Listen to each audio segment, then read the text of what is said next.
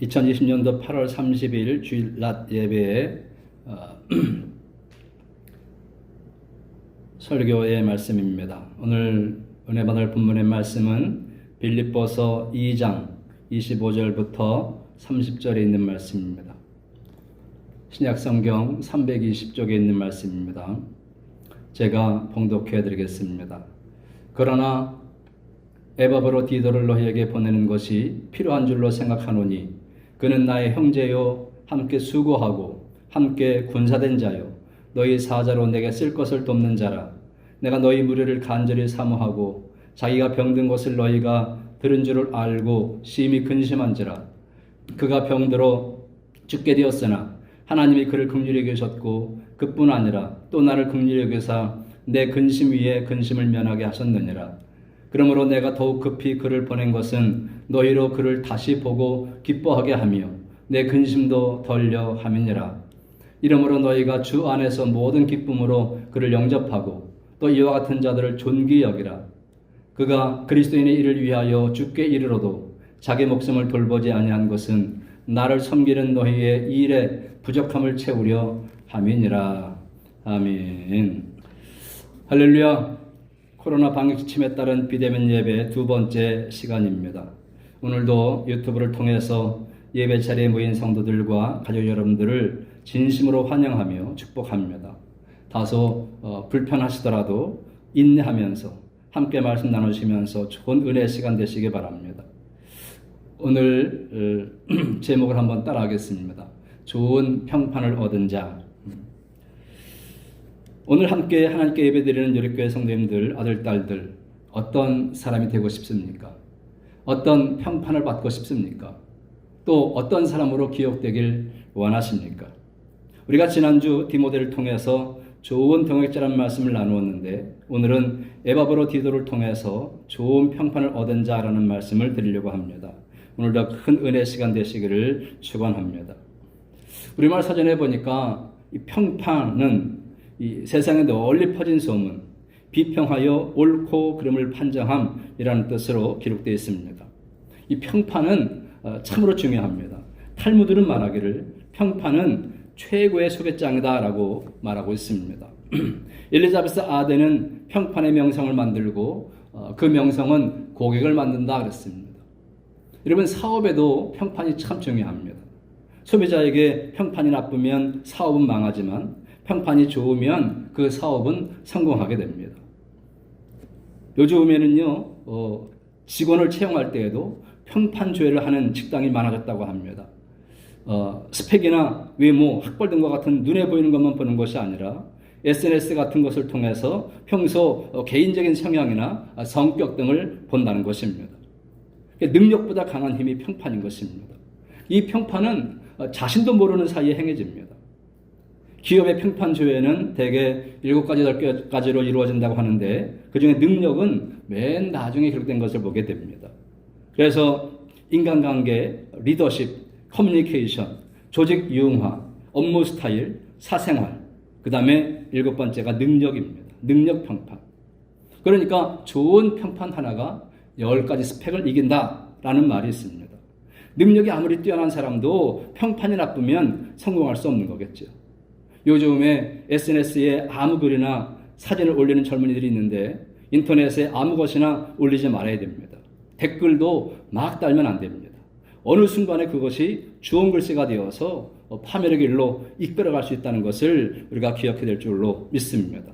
그렇다면 우리가 이 좋은 평판을 얻으려면 어떻게 해야 되느냐? 오늘 저는 이 평판의 힘을 라는 책을 쓴 주희진 씨가 쓴 그런 책이 있는데 이 저자는 100명이 넘는 사람들과 다양한 인터뷰를 하면서 평판 관리를 잘하는 사람이라면 모두 갖고 있는 행동 습관을 찾아내서 그 평판 관리의 3가지 원칙을 정리한 그런 것이 있는데 첫째는 좋은 인간성, 두 번째는 뛰어난 업무 능력, 그리고 세 번째는 긍정적 조직 마인드라고 말합니다. 오늘 본문 말씀을 이 3가지 원칙을 대입해서 좀 살펴보려고 합니다. 우리가 예수 그리스도를 구세주로 믿는 신앙인으로서 우리가 좋은 평판을 얻기 위해서 어떻게 되느냐? 첫 번째로는 성숙한 인격자가 되어야 됩니다. 성숙한 인격자가 되어야 된다. 평판의 힘에 보면 평판관리 세 가지 원칙의 첫째는 뭐냐? 좋은 인간성입니다. 좋은 인간성. 평판을 좌우하는 첫 번째 영역이 인간성이라는 것입니다. 인간성 좋은 사람은 주변의 사람들이 저절로 모여듭니다. 기분에 따라서 행동이 변하지 않고 또 주변 사람들이 자주 감동을 받습니다. 또 조직에서 윤활유 역할을 한다는 것이 이제 평판 좋은 사람들, 인간성 좋은 사람들의 모습입니다. 평판은 사람의 됨됨이를 나타냅니다. 그 개인의 역사, 양심, 가치관, 기질, 성격, 성향과도 관련되어 있습니다. 그래서 우리가 나 자신의 평판을 좀 생각해 본다면 내가 약속을 잘 지키는가, 다정한가, 남을 배려할 줄 아는가, 인격적으로 대우하는가, 유머 감각이 있는가, 냉소적인가, 권위적인가, 이기적인가 하는 등을 질문을 나에게 해보면 나 자신의 인간성의 점수를 체크해 볼 수 있다는 것이죠. 인간성이 나쁘면 아무리 많은 업적을 쌓고 실력이 있다 해도 좋은 평판은 받지 못하는 것입니다. 오늘 본문의 말씀은 참으로 좋은 평판을 받은 에바브로디도라는 사람이 소개되어 있습니다. 이분의 인간성이 어떠냐? 오늘 본문에 보면 사도 바울의 평가가 나옵니다.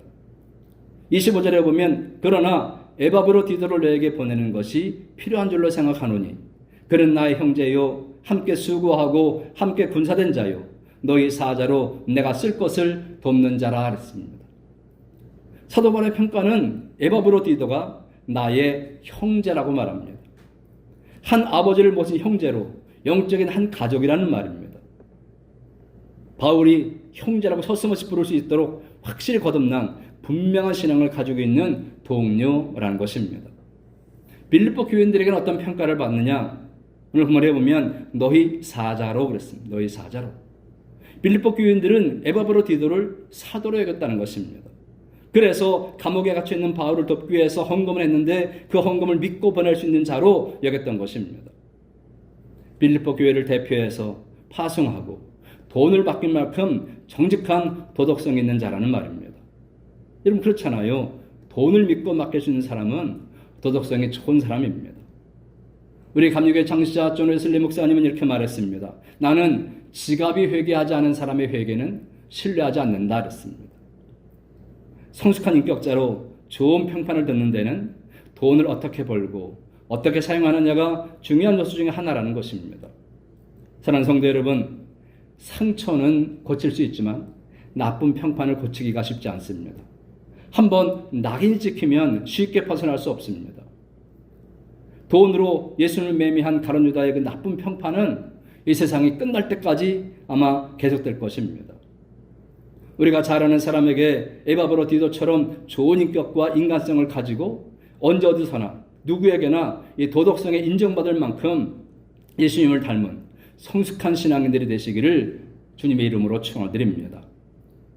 두 번째로 우리가 신앙인으로서 좋은 평판을 받기 위해서 어떻게 되느냐?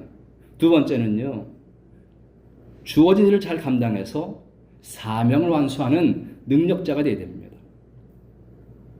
평판관리 원칙 첫 번째는 좋은 인간성이고 두 번째 뭐냐? 뛰어난 업무 능력입니다.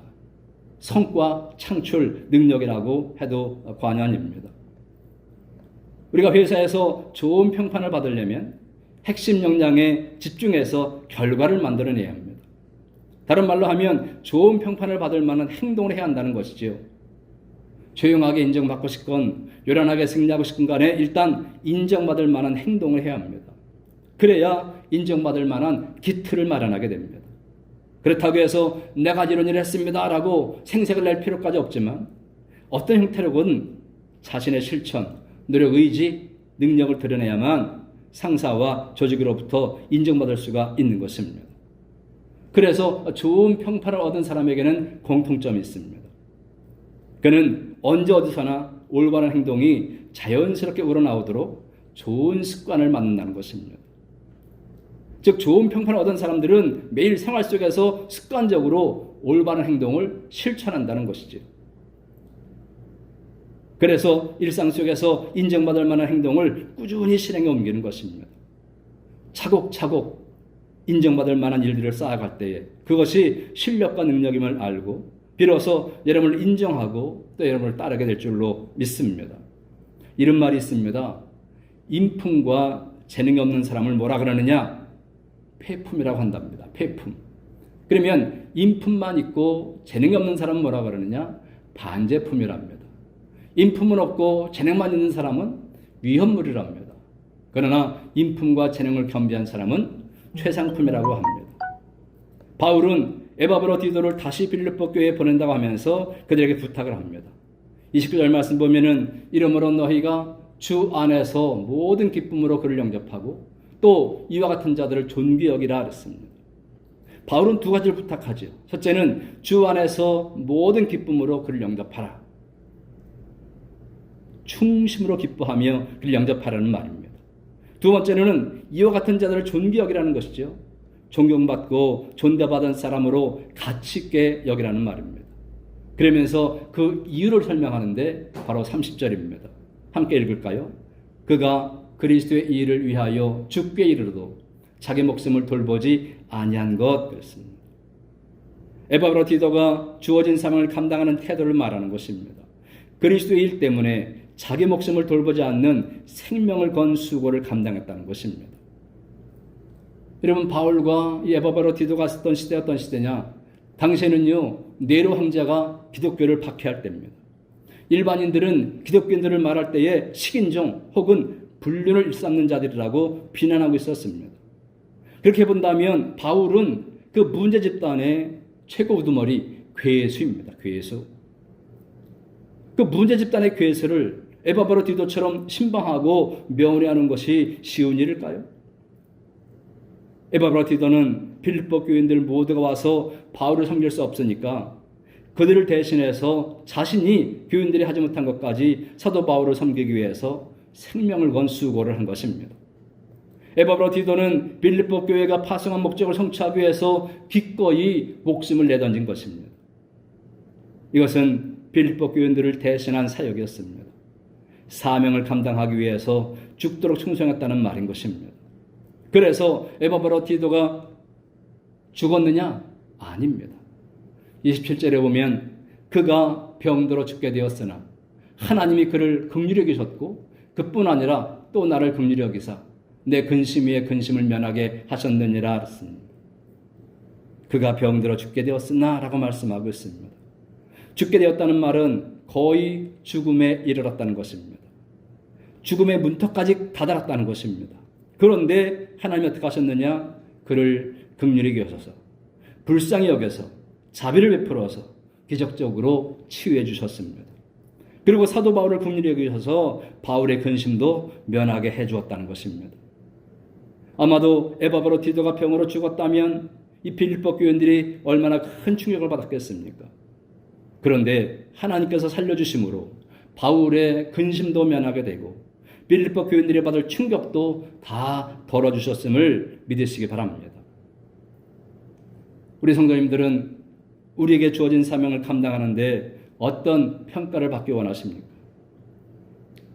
학생에게는 공부하는 사명, 사업하는 자에게는 사업하는 사명, 또 가정을 일으키는 사명, 전도의 사명, 교회 부흥의 사명 등 하나님이 주신 사명을 어떻게 감당했다는 평가를 받고 싶느냐라는 것입니다. 주님께서 주신 사역을 성과 있게 감당하고 있느냐라는 것입니다. 목회자로서, 장로로서, 집사로, 권사로, 교사로, 성가대로, 사장으로, 직원으로, 아버지로, 어머니로, 아들, 딸로 얼마나 잘 감당하고 있느냐라는 것입니다. 우리는 예수 그리스도를 구세주로 믿는 신앙인으로서 주어진 일을 잘 감당해요. 잘해서 칭찬받는 사명 완수 능력자가 되시기를 주님의 이름으로 축원드립니다.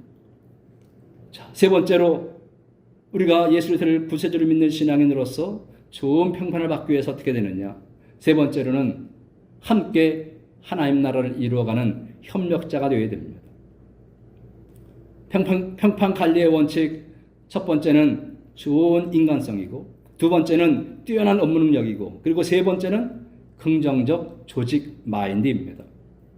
여러분, 아무리 인간성이 좋고 좋은 일을 잘해도 함께 일하고 싶지 않은 사람이 있습니다.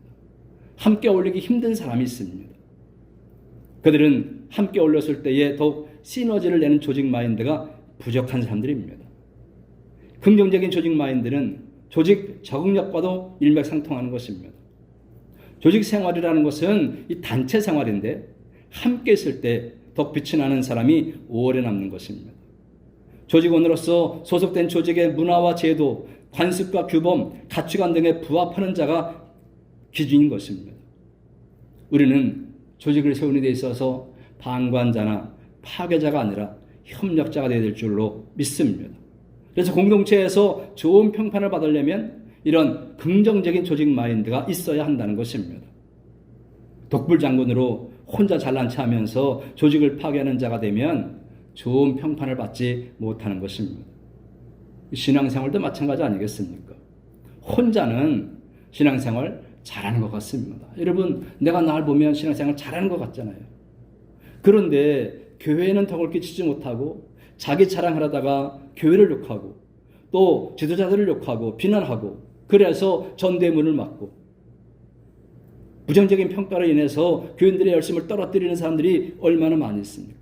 나는 잘 믿는 것 같은데, 신앙생활 잘하는 것 같은데 나타나는 결과는 이렇다는 것입니다.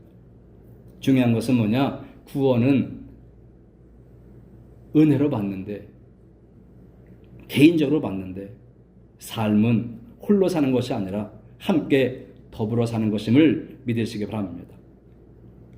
우리가 함께 더불어 살아가는 데 있어서 하나님 나라의 확장이라는 커다란 목표가 있습니다.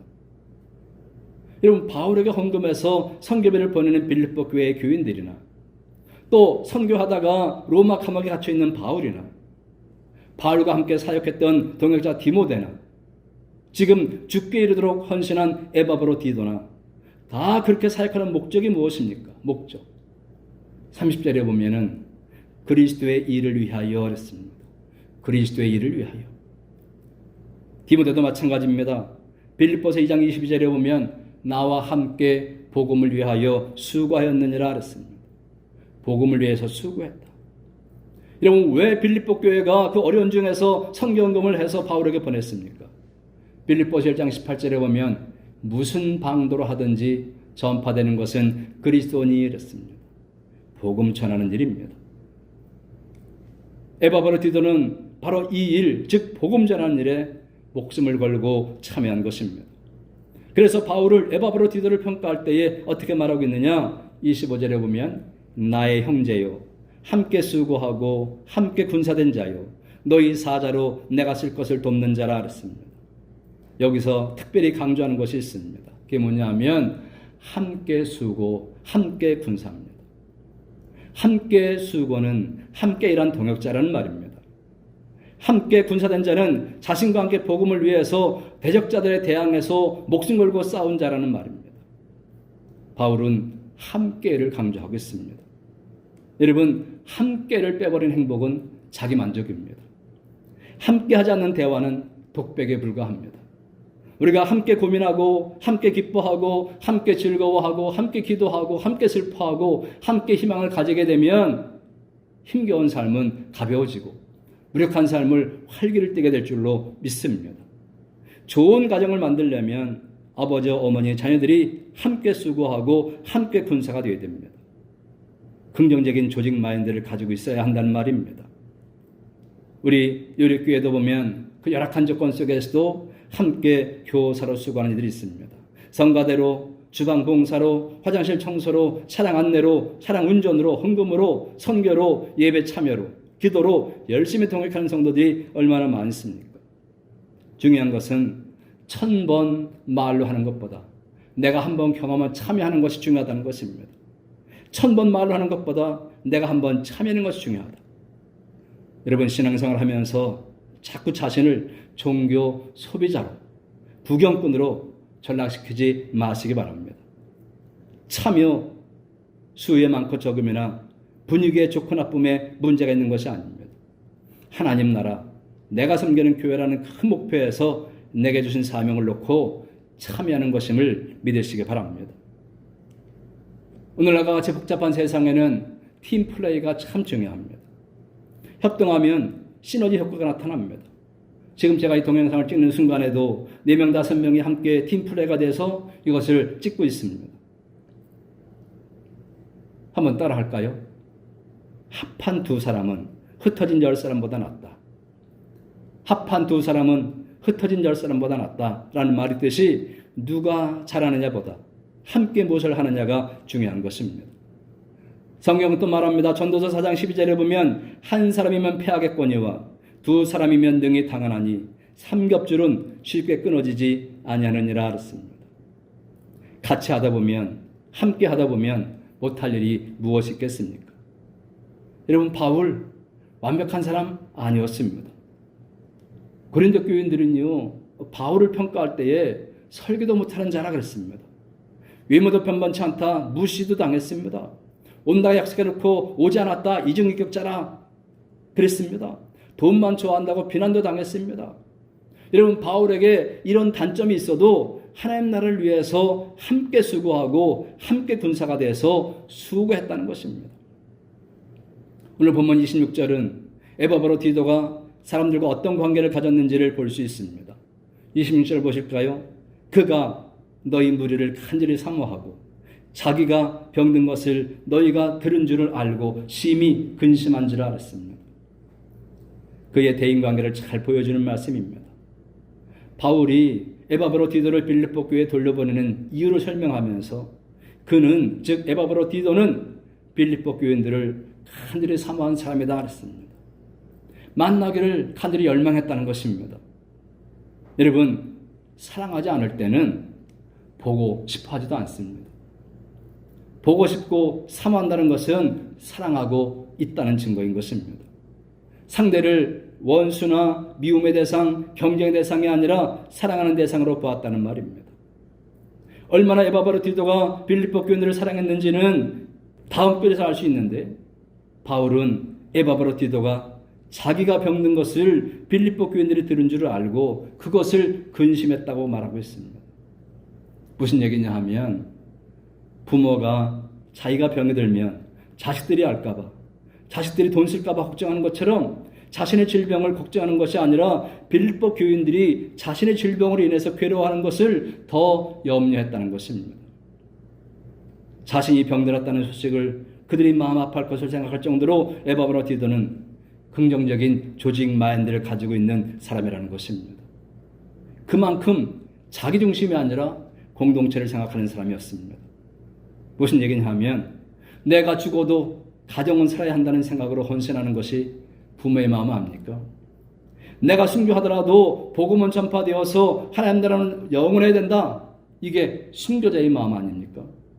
내가 손해보더라도 교회는 부흥되어야 된다. 헌신하는 것이 바로 성도의 마음 아니겠습니까?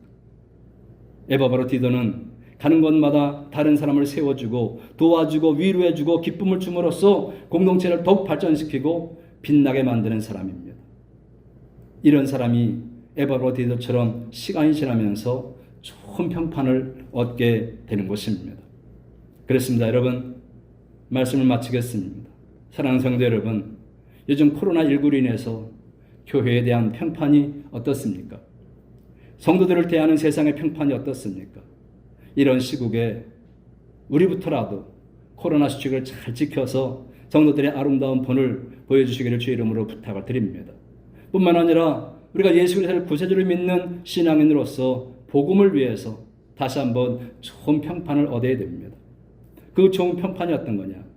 바로 인격의 파탄자가 아니라 성숙한 인격자가 되어야 됩니다. 두 번째로는 주어진 일을 잘 감당해서 사명의 방관자가 아니라 사명을 완수하는 능력자가 되어야 됩니다. 세 번째로는 파괴자나 방관자가 아니라 함께 하나님 나라를 이뤄나가는 협력자가 되어야 된다는 것입니다.